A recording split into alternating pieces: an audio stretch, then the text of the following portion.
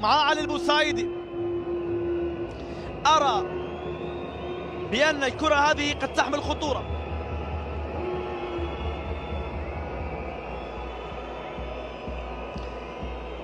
محمد العويس في مرماه يراقب،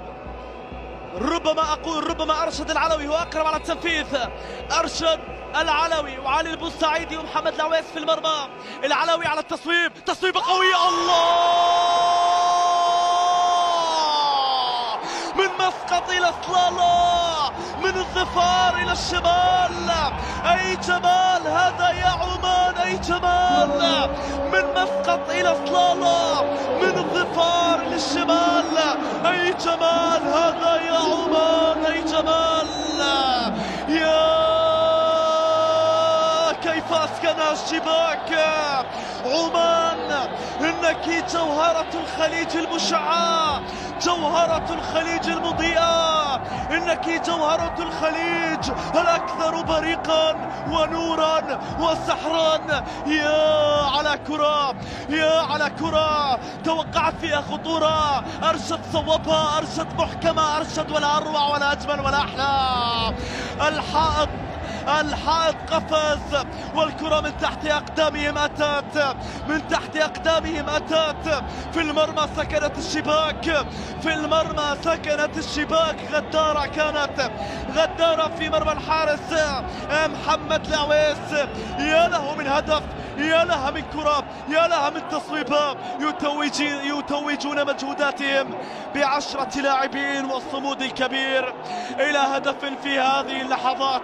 بهمسة إلى محمد كنو في الجانب الأيسر. الحمدان في منطقة العمليات تبقى مقطوعة، تتحول إلى حارب السعدي. أنت محارب، أنت محارب يا حارب، أنت محارب، أنت محارب على أعلى طراز، محارب بلغة الأقدام. وتتحول رمية تماس، رمية تماس عمانية. نعم، رمية تماس عمانية. جميل اليحمدي تلعب في منطقة العمليات، خطيرة خطيرة، هدف قاتل، هدف قاتل. نعم نعم نعم نعم نعم نعم.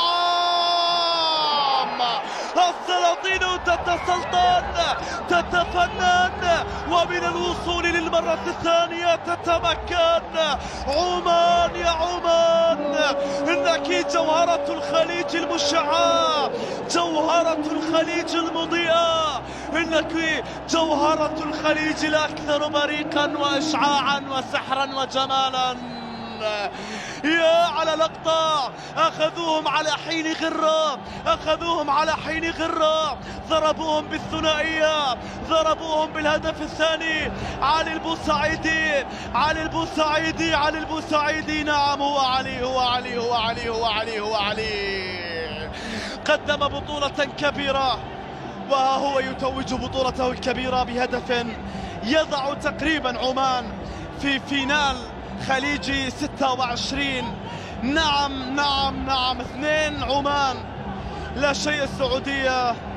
تبقى محاولة فيها تحضير. هنا السعودية، هنا القحطاني ما زال تصويبه. يا عيني يا الله، من قال أنها انتهت، من قال أنهم يستسلمون، أنهم لا يعرفون للاستسلام معنى أبدا أبدا أبدا أبدا أبدا.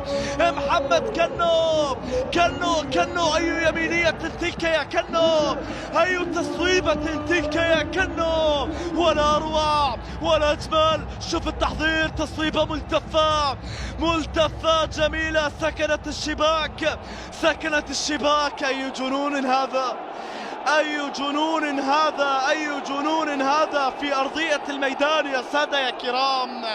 تشتعل مجددا. تشيكينج جول، العودة للفار،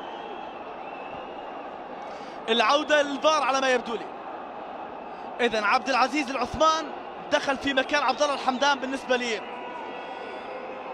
المنتخب السعودي.